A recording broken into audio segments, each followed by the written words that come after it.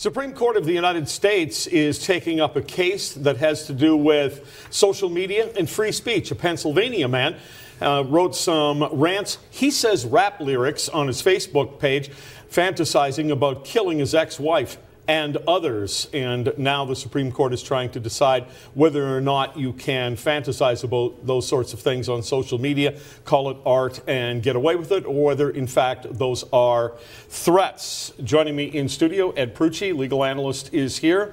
Anthony Furey, and joining us from Miami, Associate Professor of Law at the University of Miami, Marianne Franks. Professor, welcome. Thank you. What's your kind of initial reaction to this case? Well, the initial reaction that I have is that it's a really interesting moment for the Supreme Court to think about what the nature of a true threat really is, because given the technology involved, given that this is happening on social media, given the fact that this particular person is saying that or claiming that his threats are in fact art, this is quite an interesting moment in our history to consider what we really mean by unprotected free speech, or that's to say unprotected speech that does not receive the protection of the First Amendment because of the harm and the danger that it causes for other people. Well, here are some of the things that he wrote. He said that he would like to shoot up the most heinous school shooting ever imagined. Another target was a female federal agent who visited his home, whom he would leave bleeding from her jugular. And regarding his ex-wife, if I only knew then what I know now, I would have smothered your ass with a pillow, dumped your body in the back seat, dropped you off in Toad Creek, and made it look like rape and murder. That's not a threat, Ed? Well, I mean, obviously, at first glance, it reaches the level of threat. The question is whether, at least in Canadian law, and this is the question that the U.S. Supreme Court has to answer, is whether it objectively, so to a reasonable person, rises to the level of a threat that the reasonable person would be afraid of. So in some respects, because it's just so over the top, so hyperbolic and so crazy, some people may say, you know what, I never expected him to follow through with it. I had no expectation that this was a genuine threat. He was just being sort of over the top and insane about it. A more realistic threat might actually be more compelling from the perspective of an objective analysis. But that's the test here in Canada. The Supreme Court, as I think the professor knows better than I, is struggling with that very question. Is it subjective? Is it about what the person actually intends in their mind? Or is it what a reasonable person might take from the language that you choose to use? Well, I guess they'll decide, Professor, if his ex-wife is a reasonable person. She says she was sufficiently alarmed to get a protection from abuse order.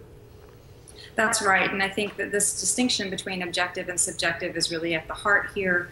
The objective question, when you think about the way that some of these lyrics or these words that he's written have been described, hyperbolic or that over the top, from the perspective of domestic violence victims, these are not over the top words at all. This is actually quite common language used by abusers, especially when they have been what they perceive to have been betrayed or abandoned by their partners. This is very common language that they use, not only in the hopes of maybe at some point fulfilling those threats, but also just to make that partner or ex-partner live in fear. And so from the perspective, again, if we're looking at the context or the history of domestic violence and the way that those dynamics tend to work, these are not really hyperbolic threats. These are actually very, very much the kinds of threats you would hear all the time. You know, Jerry, if the courts are interpreting these on case-by-case basis, then I don't think people have any worry about precedents being set. But I think where the average Joe would get a little concerned about this is if their rants are maybe a little more toned down than this fellow, but they say that cabbie cut me off, I wanted to get out of the car and punch him in the face until he was dead and whatnot, and you find people, friends of yours, may say something silly like that on Facebook time and again. Not wise words, but we get that they don't mean it. Folks read these stories and these headlines and they go, uh-oh, does this mean that we're all going to have to just watch our words and we can't say very colorful things anymore? Well, the American Civil Liberties Union has weighed in on this. Here's what they say.